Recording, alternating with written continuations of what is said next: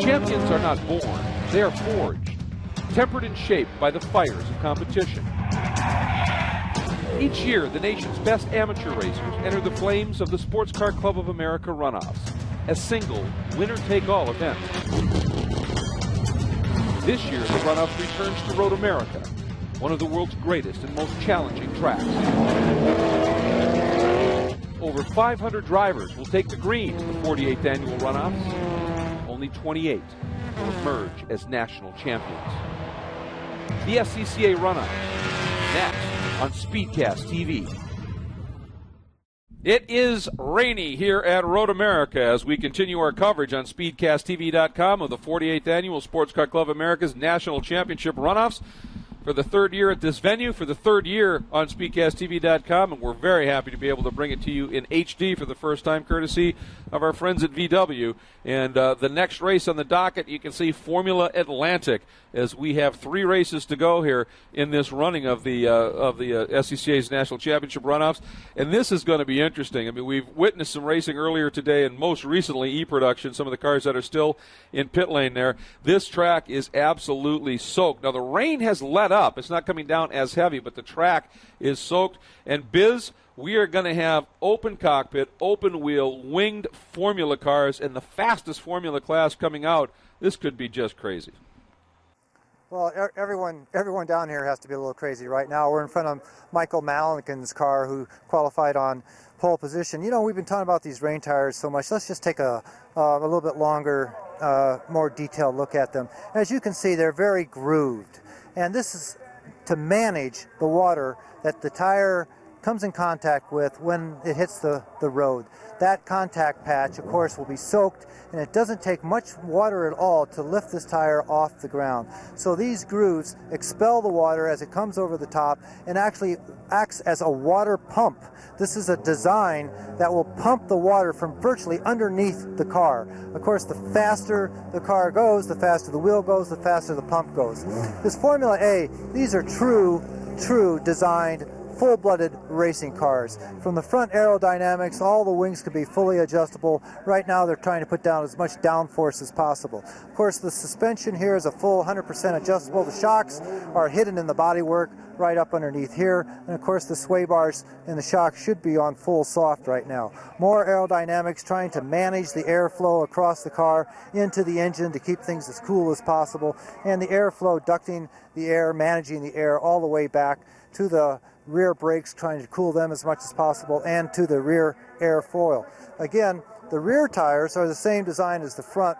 We used to call these gator backs, this particular design.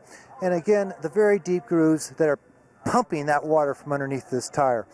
Here, the rear suspension, again, all the shocks are hidden underneath the cowling of the back of the car. Sway bars should be full soft. Shocks should be full soft.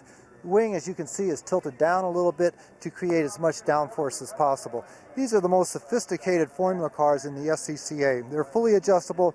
From inside the cockpit, you can adjust the sway bars, make it a little bit harder if things start to dry out, and they can adjust the bias on the brakes. That means you can brake a little bit more on the front than on the rear.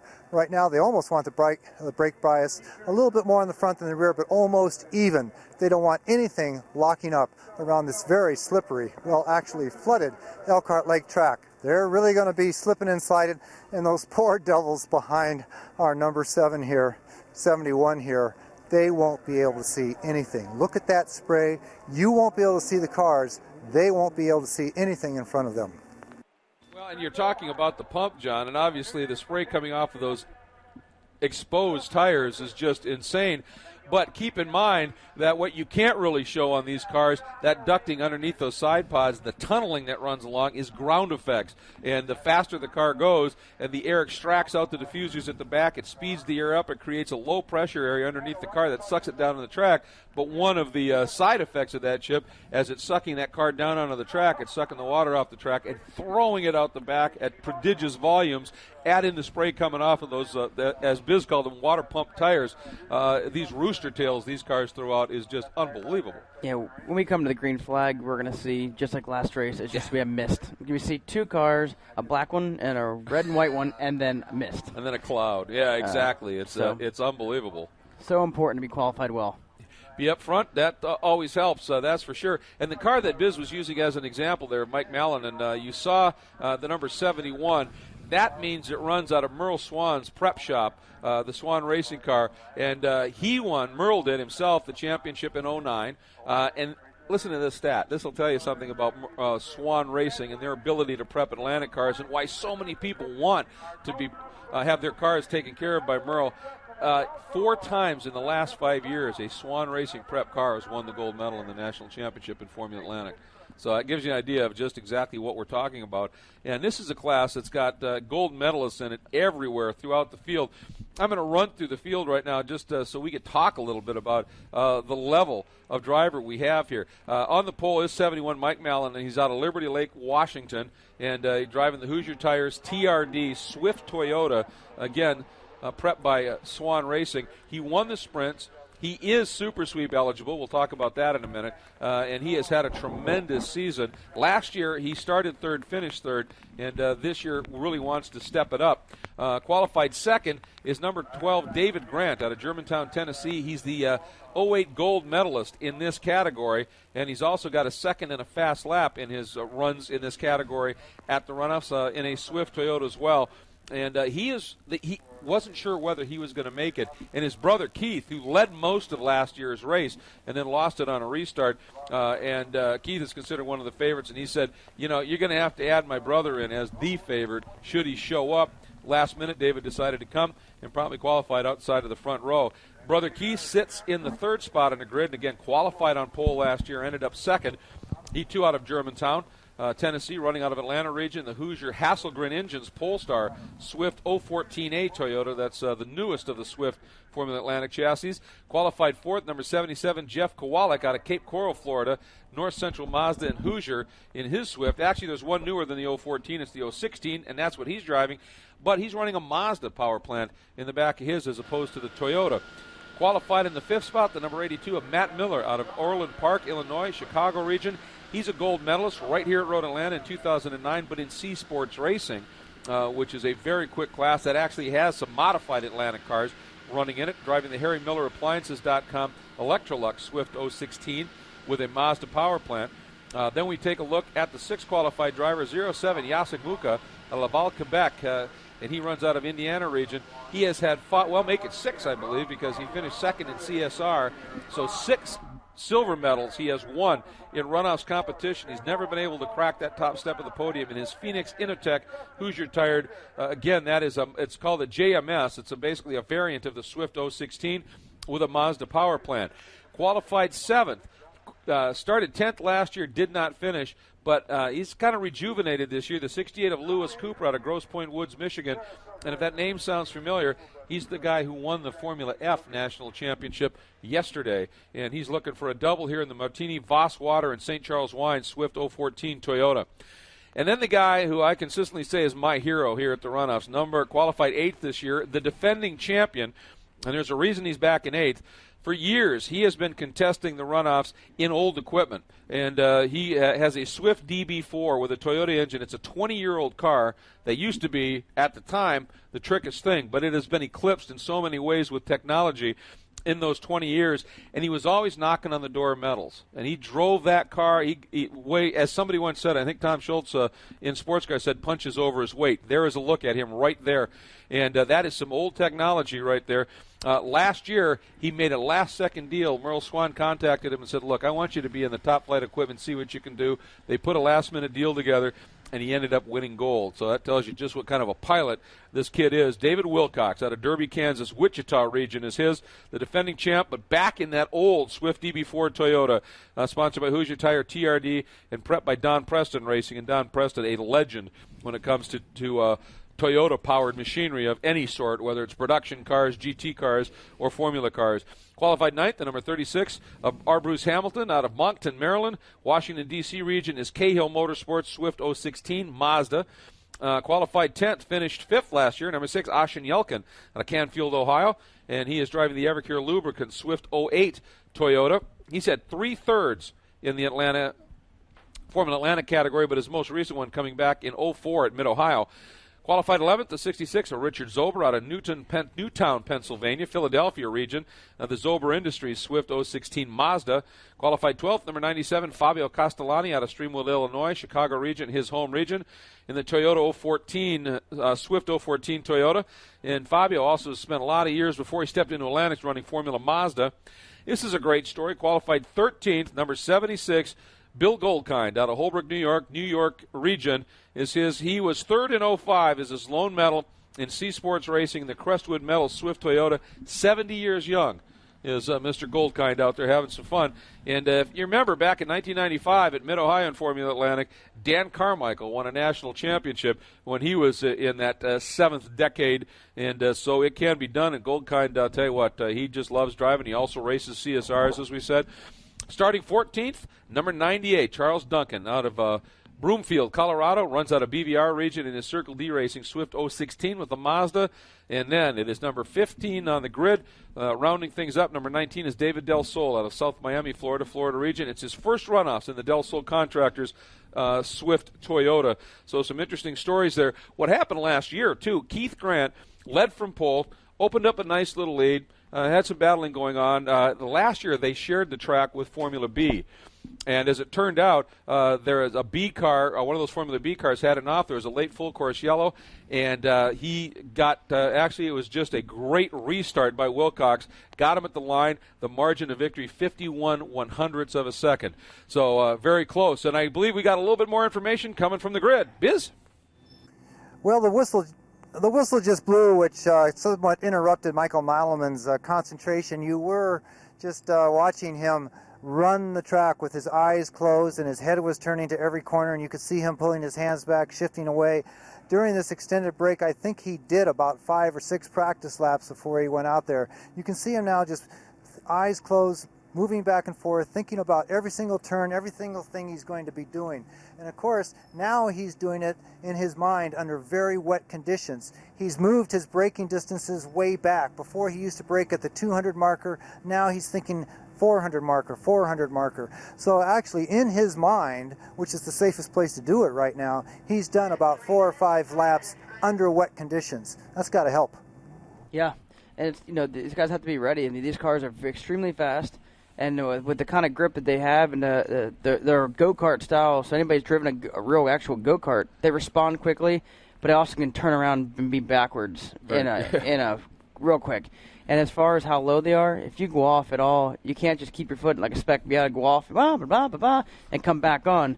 You go off, you might take the nose off, you might bust the suspension. So these guys really have to be cautious. These are I don't say they're finicky or fragile, but they kind of are.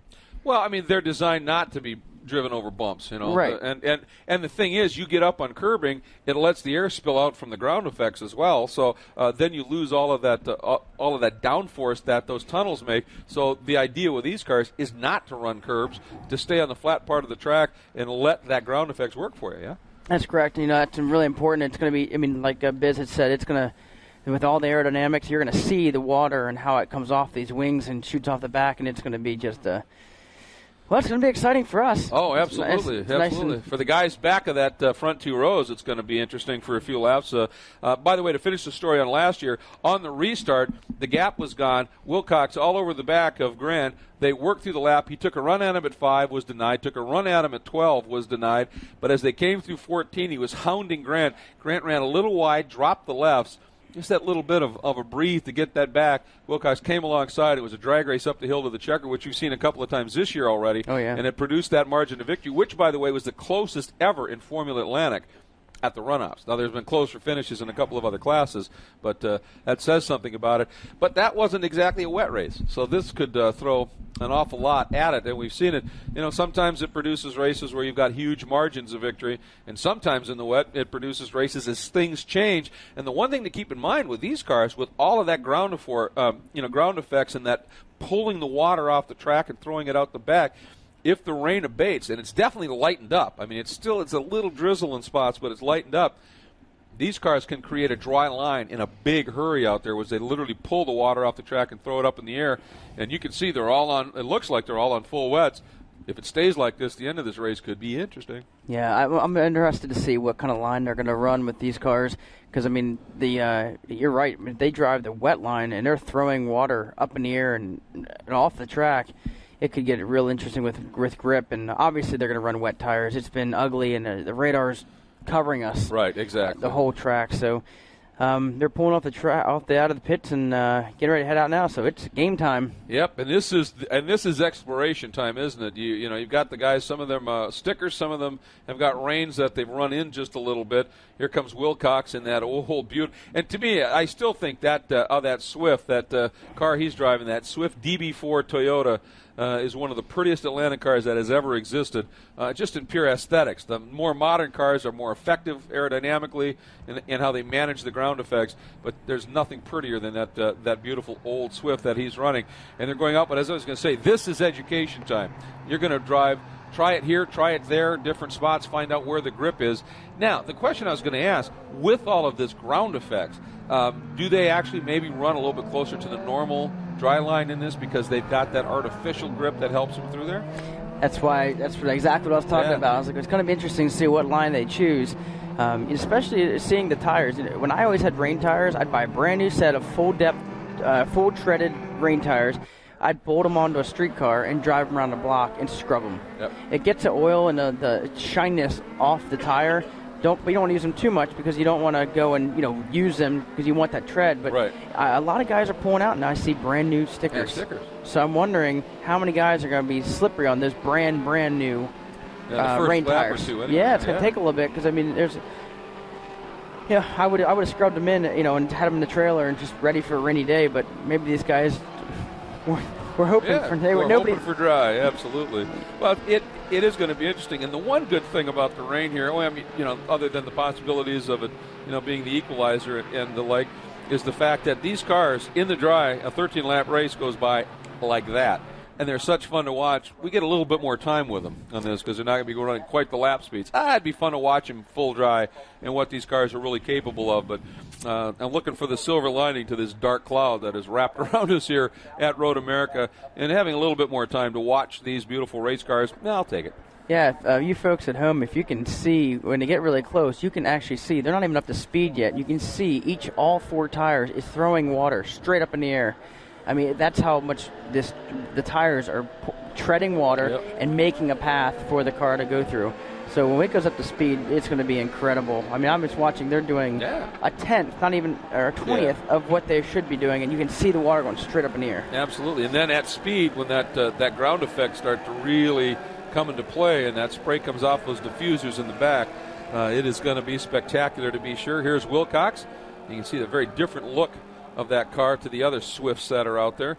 Pretty much Swift dominated here. It's just what year have you decided to run, what model have you decided to run, and what engine are you running in those? Mazda versus Toyota. Yeah. Mazda's really excited. They have a bunch of cars out here to look for another podium and to add to their many podiums they've had at this runoffs. They cover 48% of all the cars entered at the runoffs, which is pretty fantastic. That's a pretty amazing number. They're I talked to John Doonan, and he had said that the Toyota has, the Formula Atlantic very well developed, and they're still working on it, but they feel really good about their program, and it's getting better every year.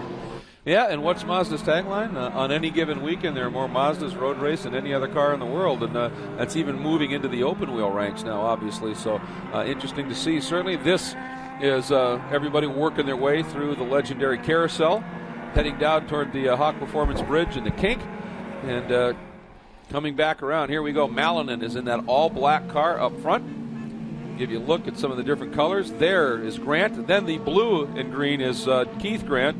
And then the car right behind him was Jeff Kowalik, which is the top qualified Mazda powered entry at this point. There's Fabio Castellani. No, check that. That's Lewis Cooper in the Martini Voss. He is the guy going for a double here. He's already won Formula F in the national championship, so he's got one medal and going for two, and just a faster, grippier form of open-wheel racing. That yellow car is Kowalik in that Mazda-powered engine. Then it's Matt Miller, then Jacek Muka, then Lewis Cooper, and then Dave Wilcox, and the rest of the field as they come through. Yeah, they're good looking cars. Love this speed shot. This is a nice shot, isn't it? Oh, yeah, especially when they're up to speed. Yeah. You see the mist coming off right on all the tires, just coming straight off all 4 of them. These guys are going to have to make sure there are no windshields to keep clear, but their faces are going to be, their helmets, their suits going to be wet. I mean, there's so much that comes into play when we got a rain race here, and it's really neat seeing that the oldest model of the 10 Formula car there. It is. It just shows you. I mean, obviously there's 20 years difference in the aerodynamics on the car.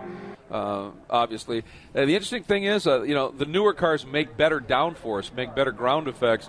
But Wilcox is an awfully good driver. He doesn't have quite the drag some of these cars do in a straight line. It'll be interesting to see what he can do, if anything, in these conditions. And we're about to find out. 13 laps or 40 minutes to determine our national champion in Formula Atlantic here in the 2011 SCCA National Championship Runoffs at a very wet and thus even more challenging Road America in the 48th running of this legendary Olympics of amateur road racing.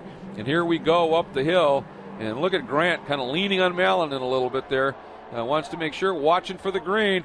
Field coming up, looks good. Everybody pretty much in line, front row in particular. Look good. Green is out. We are racing, and after a Formula Atlantic National Championship, Mallinen just noses ahead of David Grant. Keith Grant, look at him move over to the right, just trying to get a little bit of a clean sight line. And there's that spray we're talking about, folks. You get behind those front couple of rows, everything just disappears as we watch the 77 of Kowalik as he heads down into turn 1. And everybody right now just being smart. Just get settled. Don't try anything too crazy here when you're flying blind like this. Mallinen rotates it through 3, drives that black 71 out of 3, chased by the Grants, and then Jeff Kowalik. And they've already opened up a little bit of a margin to Miller, Muka, and we'll see where I think there's goes Wilcox and Cooper in that mix as well. And that's that spray we're talking about. Once they get to really quick speeds, look at that. That's your water pump right there that we're talking about. It is unbelievable. And look at David Grant. He is already working Mallinen over big time. Oh, wow. Power on a little bit. They're getting the power on a little too aggressive there. They need to roll into the throttle and squeeze into it because these cars have a lot of power, and they've usually what they're used to in a dry, they can get power on pretty easily because the amount of grip that these cars have. And in the dry, the momentum you can carry in an open wheel car like this is fantastic. Well, and the other thing to remember is in those tight corners, in a 5, in an 8, in a 12, once you slow down to a certain point, you lose a lot of that ground effects downforce because the air's not flowing quick enough underneath the car. And suddenly these cars can become a real handful, like we saw there with Kowalik getting a little squirrely. These cars are at their best when they are really at speed and that air is really working underneath that car and on those wings. That's when they are at their prime. And look at this. There goes David Grant looking to the inside. Did he get to run? He's going for the lead, and he's doing it into the kink. Brother Keith trying to follow through. Couldn't quite get it done. But David Grant has picked up the point. And this is what Keith said. Keith said if David shows up, he told the sports car people in there who will win. He said, you just make him the favorite if he shows up. It's that simple a deal. Here we go. Down through. Look at that spray in the air. And here comes Keith making the move on Mallinen as well. Down and underneath. And Mallinen, just that quick, your pole sitter, slipping back to third on this opening lap in these treacherous conditions. And it is David Grant leading up into the Billy Mitchell turn, up and over the Kohler International Bridge, and heading down toward 14, and that run down the long, long front straight, and that massive climb up the hill at Road America. That's a great move by the two brothers there. You know they're not going to fight each other here in the beginning. They're going to team up, talking to draft, and see if they can just get away. They're doing a great job in that first lap. That's the problem in these conditions of actually trying to get into somebody's draft is you're blinded. That's the only downside. So you can see right there, Keith just moves over a little bit, just trying to get out of that direct spray, get some visibility. Gentle on the brakes. Keep that speed up so the ground effects are working. Be a little gentle on grabbing the throttle. Out of 1, down into 3. And the brothers Grant. Looks like they're just driving about just a little bit offline. Not necessarily a rain line, but it looks like they're driving right in the middle in between. Because maybe the aero is working for them where they have grip, but you can still see when they try to get on power that they're getting that little bit of the traction control is not kicking in, and they're breaking it loose a little bit on trying to get power on to pull out of the corner. Well, and folks, I mean, that last shot we had up underneath the Sargento Bridge gives you an idea of what these drivers are dealing with. and that visibility and spray, it is a mess. And you can tell with these cars, that's what's so cool about these cars, you can see the moment you get into the ground effects and the minute you lose it under braking, because that huge rooster tail drops and you only have to spray off the tires. You don't see the big rooster tail, and there it comes. It's just amazing with these cars. You can see exactly when you're in and out of that ground effects and when that grip really comes in, and there's that explosion of air, and now they're in it. Look at this. Keith really running brother David hard here as they head down into turn 8. And Keith's frustrated, I know that. He admitted it. He said, I screwed up. I ran wide last year on that last lap through 14, and that was my mistake. And he wants this gold. And, maybe his brother in front of him, but, sometimes, you know how it is with a sibling rivalry. Sometimes they're the most fierce of all. Yeah, I didn't want my sister to ever race against me. I don't want to have that competition. So she's quit. Oh, I don't know. She was always good in a four-wheeler. I don't know. Here we go, down through the kink. And this is where all of that ground effects really pays dividends on these machines. And you can see that spray. And watch him here. If we get the shot early enough, you'll see that spray as we head down into Canada. It's there. Now they start getting rid of the speed, and boom. Now you're out of the ground effects, and now it's mechanical grip just getting through that turn. And you can see suddenly those cars are not fun. They're sketchy, they're slippery, and then back into the arrow, and there comes that big rooster tail again. This is a study of aerodynamics and physics, and it's really visually played out here in these conditions. I think Keith just doesn't want to be in the mist. Yeah. I think he's just trying to get up front. He knows he can run with him. And he's just like, man, it's just annoying. You can't see. I mean, those cars just disappeared right there. Yeah. This is just amazing to watch. And you're right. I mean, that was a great indication that they don't exist for a minute, and you get in that spray. And the problem is for Keith, he'd like to be a little closer down this front straight here.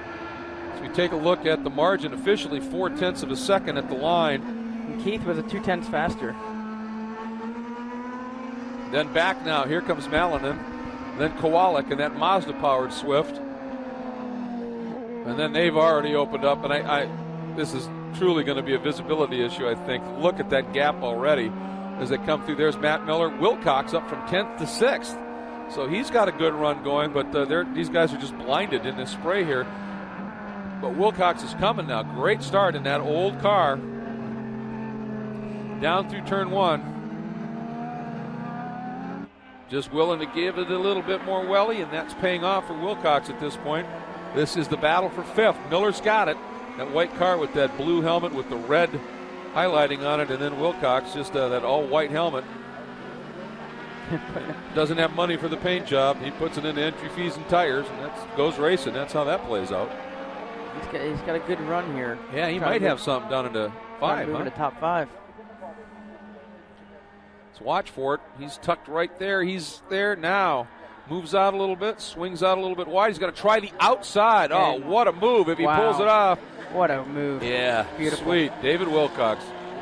He is on the move. That is for 5th. That's a great drive. Up underneath the Corvette bridge into turn 6. Tricky braking area, even more so in the wet when that car gets real light over that brow. You got to time that to perfection, don't you? Yeah, that's coming up over into 6 is obviously the guys are turning it a little bit later than they normally would in dry, but it is a very aggressive uphill climb, and then you come up in the car, it kind of flattens out, and these guys are probably braking nice and early and getting the car turned in, because if you come up over there and hit the brakes, the car is light, and you're not going fast enough in this car to have aero. So. And the interesting thing there, we have that shot of Wilcox. When he got into that ground effects, you can see the spray was nowhere near as intense, and that's, again, the older technology doesn't produce as much ground effects, and that all comes from it literally sucks the car onto the track, and it is shown by the spray coming up in the air, and it's just not as thick in that older Swift chassis, and that's a good indication. So right now Wilcox is just driving it. You can see it that time down into turn number 8. He was absolutely dancing all over the place going in under braking, so he is on the limit. Looks like this time Keith a bit closer to David than he has been. See if he's going to be able to do something with it. He pulls out this time. Here he comes. And then decides, no, didn't look like David was going to really give me the gap, and I'm sure not going to force issues at this stage of the race. Lots of laps to go, 13 in total, and we've only completed 3. But right now, Keith Grant, I think, very impressive drive, because he's doing the same lap times as his brother, arguably even faster, and he's doing it in that spray. Yeah, that whole thing going into turn 1, that all started in the last turn of turn 14. If you folks at home are looking, it's really important at turn 14 is when you're coming into there, it's setting up, and these guys are using the rain line to get the power down to get down the front straightaway and use an extra couple miles an hour. And David's got a decent line through there, but Keith definitely had a wider line. And you can see right here, he's using a wider line and getting the power down, and he's getting a little bit of a square out of the corner, which has given him about a two-tenths of a second a lap advantage right now. Up through 6. That time, David as well running a little wide of the normal line and finding himself with a little bit more grip. Now into 7. Ooh, a little skittish there, just grabbing the throttle down into turn 8. These two brothers putting on a great show at the front here. Oh, ooh, David too hot. Let's see, can he save it? He does. Oh, he did. That was nice. I think he was pumping the brakes there. And a little dancing on the footwork in that point, on the pedals for sure. Down through the carousel. You can see it does fall away here, so it creates some interesting camber issues. Then it bottoms for a minute, and you get some grip as you make the launch under the Hawk Performance Bridge, rocketing toward that kink. Oh. A kink in the wet. Oh, yeah, I know. And in a car where you're dealing with false grip, as I call it, it isn't mechanical grip, it's created by air, and you've got to have a tremendous amount of faith and confidence in that car. These guys do. I mean, they're running them all year long, and they put up some wonderful numbers, certainly, to be sure, in terms of, like David Grant, he 4 starts this year, 4 wins, and obviously awfully effective. And Keith also had himself a good season as well, so interesting stuff. Now here's that run out of 14. See that line? A very different line there. Meanwhile, we go and watch. This is Malinen, and Jeff Kowalik is closing in just a little bit. All the Kowalik, ooh, that wasn't real pretty coming in, but he got it under control. But I think he lost a little bit of all that ground he'd made up on Malinen because he had definitely closed it up just a little bit.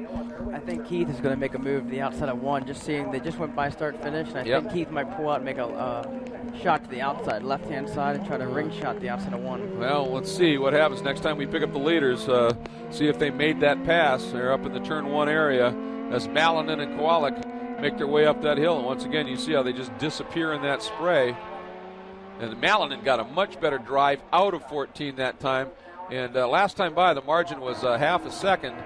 And this time it is up to just a little over a second. And I think that was more the little bobble that Kowalik had going on to the brakes down into Canada Corner. Yeah, they can see the difference. It was 4.4 seconds with David and Keith, the brothers, and now it's down to 0.1. And Keith was all over David going down the front straight. And once we get a shot here, we'll figure out where he's at. And Keith just put in the quickest lap of the race as well at this stage, so that's not a surprise watching how he's been running. So that's certainly keeping David awfully honest at this point.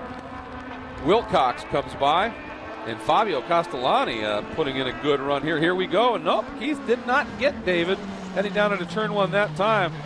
But he sure is hounding Bro, isn't he? Yeah, he is. Underneath that Johnsonville Bridge. Fun watching these two, that's for sure. Just in lockstep through this carousel. I don't think this is their first rodeo running nose to tail. Not at all. They've done this, and they've done it in other types of equipment as well over the years. So they're certainly, they used to have a couple of older family members running as well, and at the time they used to be known as Grant's Army because there were, I think, 4 family members that were running in various different types of classes, and these guys have just sort of latched into the Atlantic machinery and have been able to put on a great show over the years, that's for sure. And Fabio Castellani, he came by that time in 5th, and that is a great run because he struggled in qualifying, had some problems in that, qualified 12th, and they were fighting some issues. And, there we go. There's Cooper in the midst of things here. Sitting in the 9th spot right now. A good race with Matt Miller. There's Matt. And that number 82. And there's the 36. That's Bruce Hamilton in this battle. Oh, here we go. Oh, look at this. This time David's to the outside. He got a run out of 14, and he's using that rain line, the outside ring shot. He's getting the power down nicely. Now, the difference is the braking. I thought he was going to ring. Keith would stay outside and ring shot around the outside. Yep, he didn't quite get it done, so David remains in front. I said David on the outside. It was Keith. And here we go. Oh, no. They hit. He got in too hot, tagged the back of brother, and David did not get into the gravel. The question is, did he stall it? And there sits Keith Grant in the gravel. Oh, this is going to be absolutely tragic for these guys. That's absolutely and that's why he was being so careful in the other spots. I mean, he was racing him, but you could see when it came to it, he was lifting, letting Dave go through. They didn't. This is exactly what he didn't want to have happen. And I think Dave just got into the brakes a little sooner than Keith expected, or Keith just skated a bit. What's Mallinen? Parked. Here comes Mallinen. I just took the lead. Boy, wow. Those corner workers are waving those yellows frantically, and you'll see the ones without flags indicating to the drivers, stay to the inside, stay inside coming through here, as that's going to be it. That put Mallinen into the lead, Kowalik into second, and Castellani, oh my, up from 12th into medal contention at this point, with Wilcox running right behind him, then Jacek Muka. So this is going to be interesting. Oh, what a day. Let's go back and take a look at what happened here. It looks like David was on the brakes, and Keith just got in there too deep and couldn't get her rode down. There was nowhere for him to go. He got in the back of David, and I'm not sure why David's car is not starting or getting moving, but obviously Keith's in the gravel. He's beached. Well, and I wonder if because at that certain point as they come in here, he just got buried in that spray, and if he just maybe he just got in too track deep of him, and yeah, you can see the front end started to dart, wasn't it? Dart, and also you can see how fast Keith was rolling in on David, and if they break at the same point, they shouldn't be able to catch each other that fast. Yep. What a shame, though. Two Absolutely. brothers. I mean, and putting on a show. It was such a great run at that point. So Michael Mallinen happily through the carousel in the lead at this point with Kowalik and that Mazda-powered entry sitting in second. Castellani third, Wilcox fourth, Muka fifth at this stage. Through the kink. Now this ups the ante. Certainly does. You know, Kowalik's guys are going to be going, you're second. Yeah. That guy up front Castellani's like, I'm third? Yeah. I'm third now. Exactly. So now if you could find it a little bit. I mean, right now Kowalik has a pretty healthy margin over Castellani. So for Kowalik at this stage, though, he can see Mallinen. He knows he's there, and if his crew's been telling him, now this is the run for the gold. If you can catch Mallinen, you got a shot at this, bud. See what Kowalik does here. Still plenty of race time left. 8 laps remaining in this one. And what's neat is Mallinen is a Toyota and Kowalik is a Mazda. Absolutely. So now we have a Mazda-Toyota battle. Yep, and there's Fabio Castellani again up from 12th, now into third in his entry, which is the Toyota 014 Toyota-powered Swift. So he's working his way down an account in the corner. Always easy to spot. You look at that rear wing, the Italian flag, which he flies proudly in his Pro 1 machine through Canada. You can hear it breaking loose the whole time he accelerates out of Canada corner. Yeah, no traction control in these cars. Accelerate, spin tires, shift. Yeah. Accelerate, spin tires, shift. Using all of the runoff and part of the access road there at 13, which cuts across over to turn 5. When they do driving schools here sometimes when they've got other things going on in the front straight. And there's they've got now. That's Keith out of the gravel. So look like they got him out. It's just a matter now of getting him going again and trying to restart and get moving.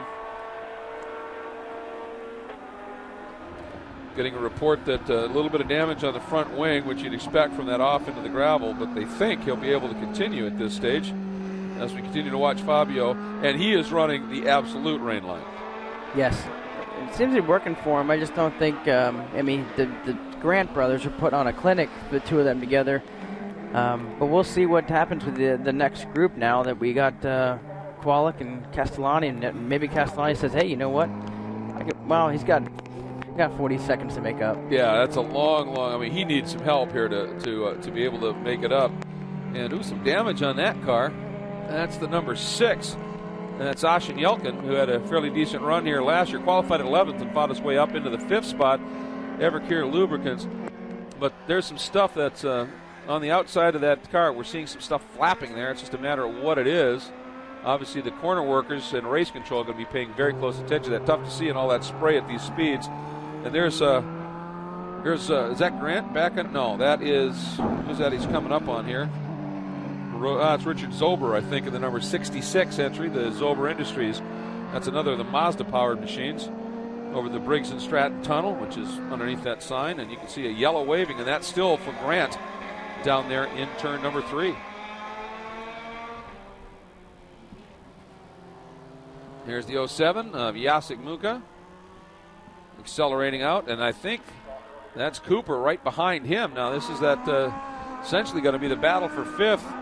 And remember, Cooper already has a gold medal here, and he's down the inside of Yelkin, or at least going to try it down into turn 8, see if he can make it work. And he breathed out of it and didn't let it happen. And that may have been a mistake, as Bruce Hamilton's going to swing right around the outside as well. Hamilton says, thank you guys for racing. I'm going to take Hamilton's that. going to pick up 2 spots, 7th to 5th. That was what you call an opportunistic move by Hamilton. That was nice. Yeah, he read that really, really well. He did a nice outside shot and got by both of them while they were racing each other. So that should put him up into the 5th spot. Muka now slots into 6th. And Cooper sits in 7th. But it looks like Cooper might be quicker than Muka at this stage. And so we'll see what happens here as we watch these Atlanta cars whistle one more time down through the Moraine Sweep, heading down through Kettle Bottoms into Canada Corner. Lots of racing yet to go here in our run to a national title in Formula Atlantic at SCCA's National Championship Runoffs at Road America. A wet one at that. Stay with us. This portion of the 48th Annual SCCA National Championship Runoffs is being brought to you by Mazda, Zoom Zoom, by Black Magic Car Care Products, and by Gumout, cleaning since 1945. What do you drive? Is it inspiring? Was it built by a behemoth car maker? Or insightful craftsmen obsessing over the details, building better cars for a discerning few? Are you one of the few who care about what you drive and how it drives? We're with you because we believe if it's not worth driving, it's not worth building.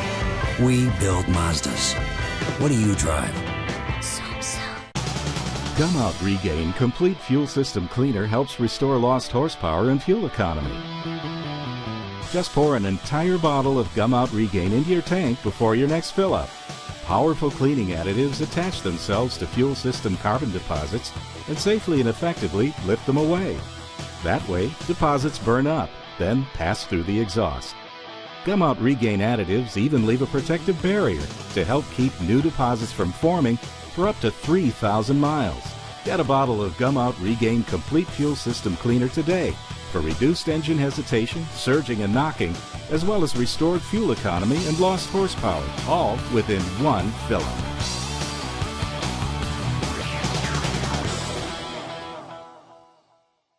Okay, it's time to face facts.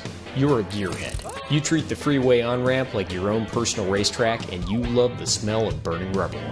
Well, good news, Speed Junkie. The Sports Car Club of America wants you.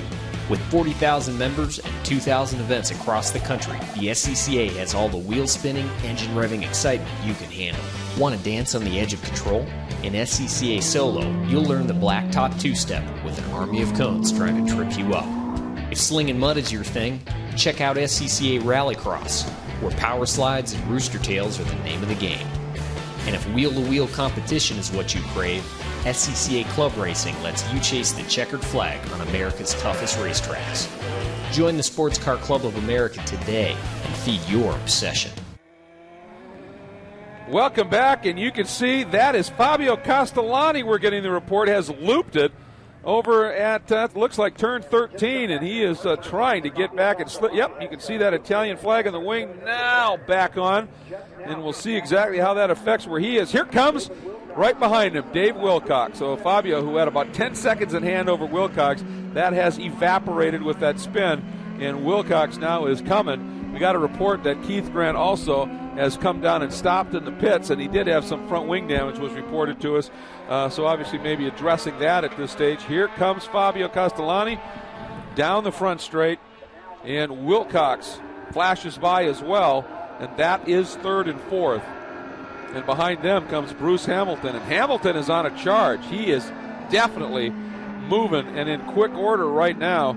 He just turned his best lap, a 2:41 flat for Bruce Hamilton. That's the fastest lap we have seen in this race thus far So Hamilton trying to join up here. And remember, Castellani is in the final medal position, in that bronze medal position. So Wilcox and a quickly closing Bruce Hamilton are coming after him here. This one could yet be awfully entertaining at this point. Lewis Cooper now has dropped off by a bit off of Bruce Hamilton. So it's that Castellani-Wilcox-Hamilton battle is what's going to be the interesting one here. Here comes Castellani. There's Wilcox. And there is Hamilton heading down into turn 5, currently in 5th, but he can see 4th and he can see bronze just in front of him here. Boy, he's using up all the racetrack as he's trying to carry speed here. But you can see when he got over that rumble strip, he waited until he was completely off it to be able to get the power down, because that car was chattering. He was so far over it, you could hear it, and he daren't throw the power down at that point until he got all of those 4 tires back on smooth track, or it was going to snap out on him here. As we're watching Castellani working his way down through turn 8, heading toward the Johnsonville Bridge. There's Wilcox, and there's Hamilton. That's your margin. 3rd, 4th, and 5th into the carousel and heading toward the Hawk Performance Bridge in the kink. That's great to see Wilcox do so well, seeing how he qualified and with that older chassis, and then he's reeling these guys in. And again, we've always said that rain is the equalizer, and he's doing a great job just picking them off one at a time and letting the guys make mistakes. And I think we got 3 laps to go yet, maybe 4. Oh, 4, yeah. And Castellani has to know that Wilcox is not going to slow down. He wants that top or the last step on that podium. Absolutely, and for Wilcox, he knows that this guy Hamilton, the crew's going to be telling him Hamilton's fastest man on the track right now, and as we said, has turned the fastest lap of anybody at this stage. And so this kid, Hamilton, is definitely on the move here, looking for a potential medal at this stage. I said kid, he's 62 years old, so kid at heart, certainly. When you're driving an Atlantic car, you're young. That's just the cool thing about it. There is a look at Mr. Wilcox in that beautiful number 10. He's 36 years old, by the way, and currently having himself a pretty solid. He had 1 start and 1 win this year. He didn't do a lot of racing, but he didn't have to, because as a defending gold medalist and Runoffs champion, you get an automatic invite, and so that's why I'm sure he was just trying to save money and trying to build the program so he could get here to the Runoffs. And you're right, Chip, he definitely is closing in on Castellani. And sometimes that's just that motivational factor. You see the guy in front of you, you can come after him. But the same thing is applying to Hamilton right now, who sees both of these guys and sees a potential bronze. And this is getting close. This is great stuff. 3-car battle for the final podium spot and the final medal. I tell you what, and the split on Malinin and Kowalik is 0.9, and Kowalik ran a 42.9, and he Malinin ran a 45.9. So, 3 seconds. That's he's making huge. up. So this race Kowalik might say, hey, I can win this thing. Absolutely. Well, he certainly is coming after him, as is Wilcox and Castellani. And here's that lead battle you're talking about. And Kowalik has made up a lot of ground on Malinin at this stage. So 2 great battles shaping up. 1 great one on for 3rd, as you saw. Wilcox maybe setting up a pass. He's been awfully good with that wide in, tight out approach, up out of 5 and into 6. And here's Malinin into 14 with Kowalik coming after him big time as well. And that 3-second gap in that lap, you have to think that Malinin had a little moment somewhere and lost that. So it's going to be interesting. Yeah. We'll see if he's laying consistent times, because, it was a big, that's huge. This is close. He's watching his mirrors. Here we go. They'll come across the timing beam in the start-finish line. We'll see what those splits are. Oh, a 40.1 to 40.6. Wow, that's flying. Fast. That's the fastest laps we've seen so far in this race. And Malinin responding, but now Kowalik coming after him. And it's going to be interesting to see just what happens with that battle for 3rd. Did Wilcox get Castellani, or has he been able to hold him off as our leaders head down into turn 3? It's going to be fascinating to see what's unfolding here. Kowalik, here we go. That's Hamilton. Hamilton's got 3rd. So we were watching that lead battle. Hamilton went from 5th to 3rd. Boy, he has been magic, to be sure, at this stage, as he heads up into 13. And it looks like it is Wilcox 4th and Castellani perhaps in 5th. Yep, exactly, as they head into turn 14. So this gives you an idea of just the split that these guys have been dealing with. And the lap times now have been fairly similar. We saw that great lap by Hamilton at a 41 at one point. It's just that they got so far back in all this mist and spray and visibility issues that they're now a long ways off. I mean, they're over a minute back of that lead duo at this stage. But it's Hamilton, then Wilcox, and Castellani now in that order as they come sweeping by. But here's Malinin down into 8, and he's got Kowalik ever closer. Yeah, you can definitely tell that Castellani ran a 49.5, and when you have Wilcox and Hamilton running a 42 and a 46, you got 3 and 6 seconds of gap that he made up on him. So what a great lap, or a couple laps by Hamilton to put him in the last step on the podium. Boy, he's been throwing down fast ones. He had, like I said, he had a 2:41 at one point. A 2:41 flat was his best lap. Third best of the race now, behind the 2:40.1 and the 2:40.6 that Kowalik ran, and Malinin that 2:40.1. Here we go. Malinin, Kowalik out of the kink, heading down in a Canada corner. And there's that mist and spray that just hangs in the trees back there. And here it's thrown ever higher by these ground effects cars. So it's even thicker at this stage of the race. And it's raining just enough. It's not a heavy rain, but it's just enough of a drizzle that there's nothing approaching a dry line anywhere at this stage.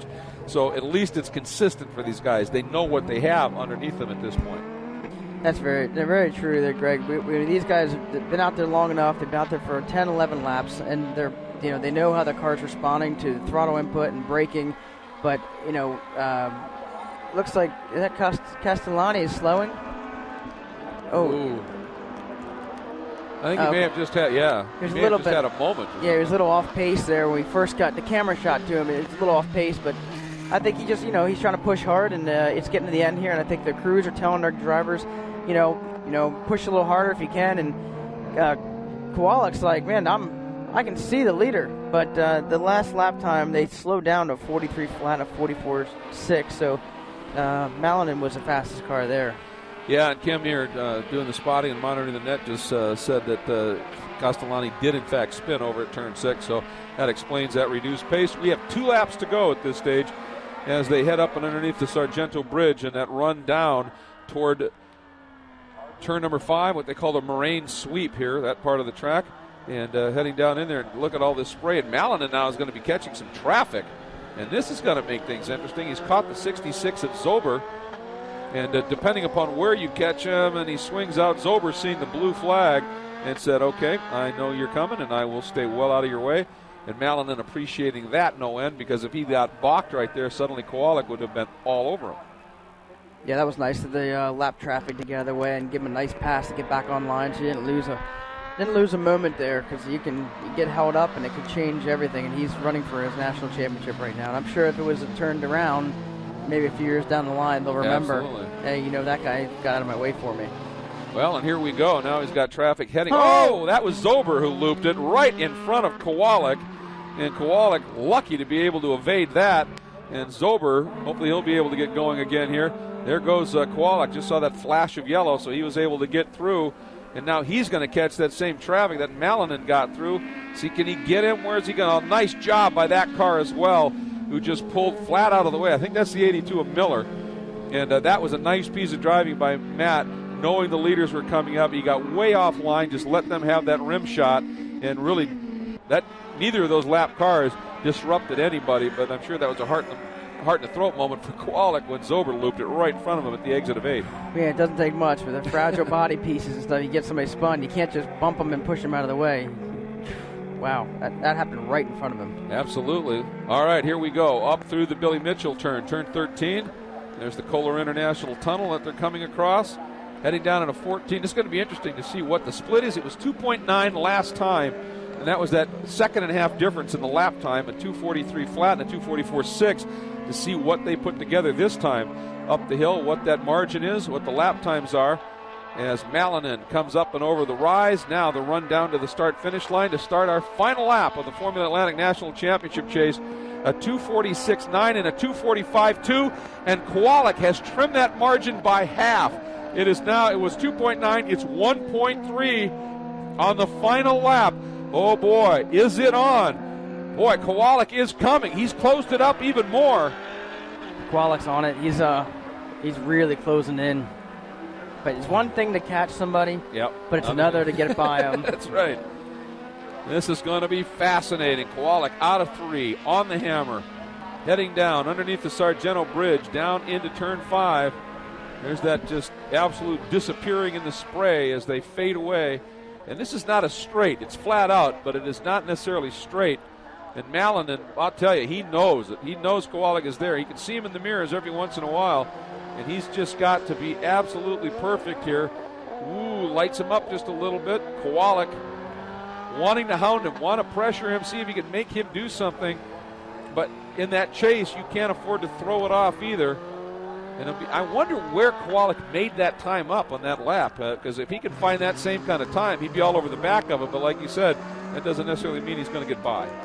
We'll see. Maybe it has to do with the carousel, or it could be coming out of the kink, or could be going to Canada Corner. He seemed like he gets a good run out of the kink and the carousel and getting down to Canada Corner, but just not close enough to make that move on the inside or outside. Yeah. We've seen passes today everywhere. Yeah, these conditions certainly. Whoa, this is it. You can see he is making up a lot of ground on Malinan through the carousel. He just half that gap from the exit of 8 to where he is now. He is coming. He's close enough in the draft. If he can get through the kink clean and carry a little bit more speed, this could be interesting. Here we go. Last time through the kink. On the hammer, down through the sweep here. Malinan was able to stretch that out just a little bit again. Here comes Malinan. There's Kowalik. Yeah, he was able to open that gap up just a little bit. Can't afford to make a mistake here. Nice job of turn 12 by Malinan. Makes that right-hander, not a counted turn, just sort of leads him up into 13, and he handled that. From the 8 through the carousel is Kowalik, but from the kink into 12, Malinan really responded nicely there, didn't he, Chip? He did. You could tell the difference between the gaps were changing. It went from probably 0.8 or 1.2 up to 3 seconds, and that's how much of a swing it was. Absolutely. Here we go, up the hill, heading toward the checkered flag. Michael Malinan from pole back to third and back up front, and a national championship and the 5th in 6 years for a Swan Racing prep car. That says an awful lot with Jeff Kowalik. Boy, did he give it a fight in those last few laps. Superb stuff. There is Fabio Castellani continuing again. He's had an eventful race. We're waiting for Hamilton to come by. This is some cars that are actually down a lap. That's Matt Miller. So they lapped up through 9th in this one, is how strong that duo was out there at this stage. Last time by, it was Hamilton in that final medal spot, then Wilcox. Here's David Wilcox running in the 4th spot. Getting a report. 36, Hamilton has lost it. He's off in turn 8. So there he is. So will Wilcox in that 20-year-old car, after getting a gold in the new stuff last year, come back for a medal in the old technology? And look at this, David Wilcox. What an amazing story. Out of 14, up the hill. I've said it before, this guy is my hero, watching him year after year in the old stuff, putting on amazing drives. He does it again. David Wilcox shows that going old school can still get it done, and a bronze medal for that beautiful but ancient Swift DB4. Wow, what an amazing story as he brings it across and ends up with third. So we've had great stories in this race. Malinan on the pole, fading back. The issue with the 2 Grants, the brothers ending up getting together and out of the race. Kowalik's charge of Malinan, and there and back and there and back. And then Wilcox with Bruce Hamilton, who's been so impressive. You got a feel for the guy. He was throwing down some amazing laps. I mean, you look at the fast laps. You got the 240.1 by Malinan and the 240.5 by Kowalik, but look who split them, 240.3 by Hamilton. Very fast, but you got to finish it, and that's what Wilcox did. Some amazing stuff, Chip. I tell you what, in the podium's a mix of drivers. When you got the Toyota power, you got Mazda power, and then you have an ancient 20-year-old, Toyota, I assume, Toyota-powered vehicle. But that's just a neat podium. What a great race, and we've had. Man, the runoffs have been fantastic. They have. I mean, They've offered us everything up to this point. We still got more to go. I mean, we got 2 more races yet to come. But we've seen everything over the 2 days and now half a day here on this Sunday that has been thrown in. Some amazingly close races and margin of victories, and some amazingly eventful races, and the wet, and just been as much of a mix as there are of drivers and manufacturers and types of cars at the runoffs. You get that same kind of variety in the types of races that unfold as well. And for Michael Mallon, and boy, what a great story here. Again, qualified third, finished third last year, and obviously wanted to come in here. And guess what? We've got somebody who won the Super Sweep. How cool is that? That's one of the hardest things you can do, because to be Super Sweep eligible, there are 9 counted nationals, key nationals, in each of the 9 divisions. There's 1 of these nationals each. 6 of them are BF Goodrich Super Sweep or Super Tour nationals, and then there's 3 others that are very prestigious. You've got to win one of those. You've got to win your divisional points, which is not easy. You have to win the national points title, top the national points, which is an interesting formula. But the hardest of all is to win a national championship, and Michael Mallon has done just that. That is an amazing story, one of the toughest feats to do, and he was able to do it. And he is heading in to talk to John Bizignano at this point in Victory Circle, and he did it in simply atrocious conditions, and that can make it all the sweeter. Yeah, well, he's the first one to do it. We've had a lot of people that were available to have it, or actually could have gotten a Super Sweep, right. But he's the first one that did it. Yeah, this is a great story unfolding as well. And, of course, he came in here. He won the June Sprint, so he knows this track. But he wasn't quite as fast as was the Grants early in the race when they were up front with a little bit of better visibility. But, you got to finish before you can earn anything. And he certainly, in the end, drove a brilliant race. And look at that. He is loving it. And he gets some special awards. And John Bizignano is out from underneath the rain gear. That's a good sign, Biz. Yeah, absolutely. Michael, take your helmet off there, buddy. And congratulations on the goal, but congratulations on the Super Sweep also. My gosh, what a drive. Hold on. We'll switch off the umbrellas here for a moment. Super Sweep, my gosh, that's just as big as the gold. I think it's only our second one the whole weekend. Bonnie has a hat for you, which I'm sure you're going to appreciate more than most people. And the most important thing, the gold medal for Formula A. Here you go, buddy. Congratulations. I mean, what a smart drive. My gosh, you just did everything you had to do and nothing more to finish this race first. Well, we were really fast in the dry, and we had a great setup for the wet, and we just pushed it as we went through, and tried to be smart but aggressive. That's a delicate balance sometimes, and it paid off for us in the end. So, what did you think when you went by the brothers at the bottom of the hill? My gosh, but that almost had to happen the way they were pushing each other. Well, I'd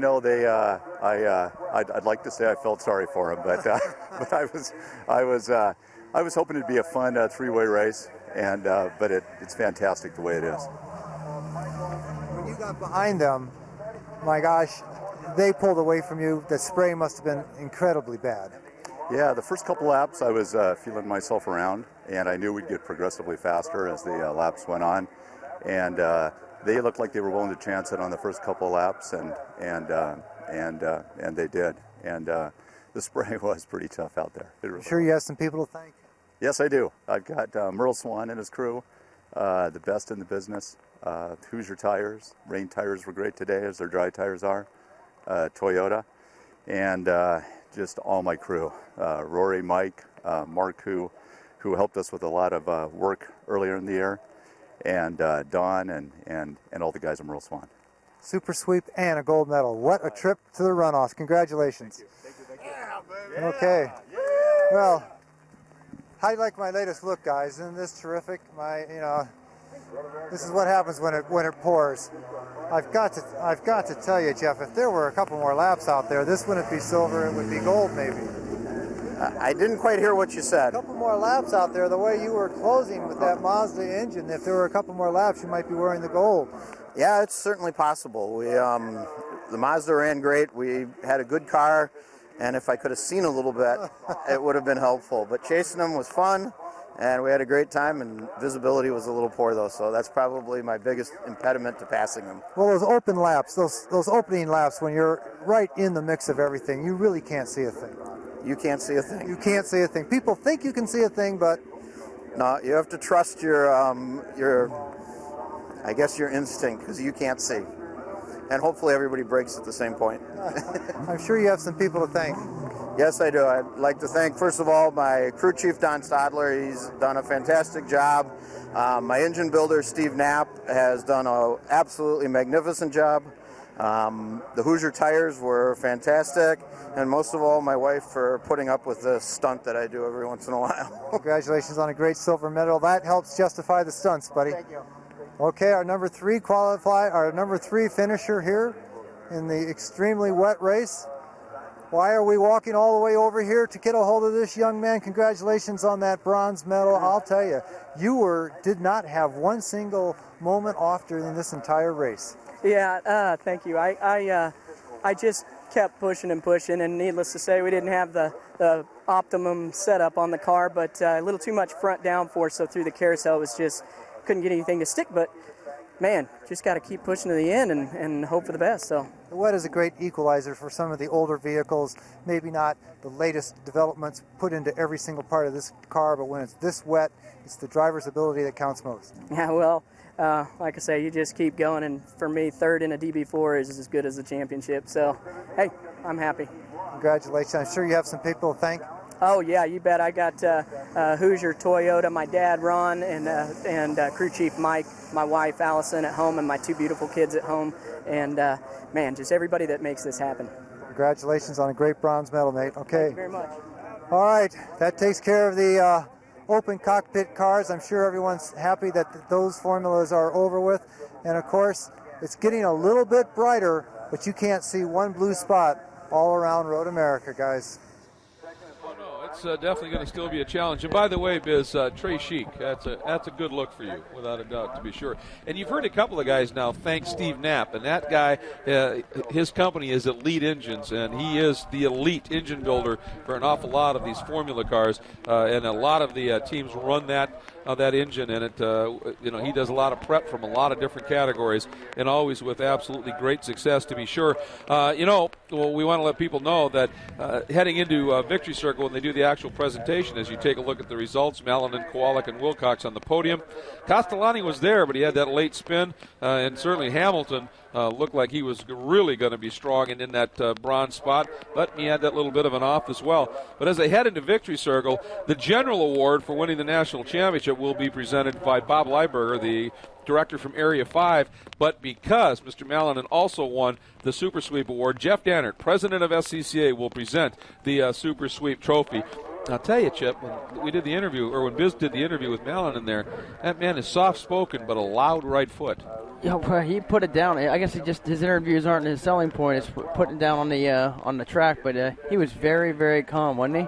He was. A super sweep and a wind and a rain and everything else. Yep, and obviously he just lets us drive and do his talking. Very, very soft-spoken guy, but very quick indeed.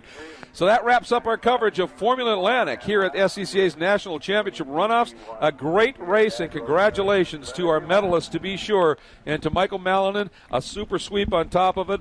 Well done. This portion of the 48th Annual SCCA National Championship Runoffs is being brought to you by Mazda, Zoom Zoom, by Black Magic Car Care Products, and by Gumout, cleaning since 1945. What do you drive? Is it inspiring? Was it built by a behemoth car maker?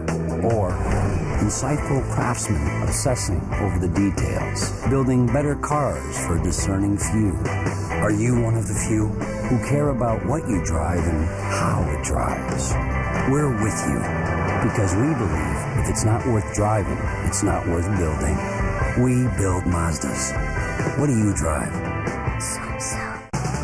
Gumout Regain Complete Fuel System Cleaner helps restore lost horsepower and fuel economy. Just pour an entire bottle of Gumout Regain into your tank before your next fill-up. Powerful cleaning additives attach themselves to fuel system carbon deposits and safely and effectively lift them away. That way, deposits burn up, then pass through the exhaust. Gumout Regain additives even leave a protective barrier to help keep new deposits from forming for up to 3,000 miles. Get a bottle of Gumout Regain Complete Fuel System Cleaner today for reduced engine hesitation, surging and knocking, as well as restored fuel economy and lost horsepower, all within one fill-up.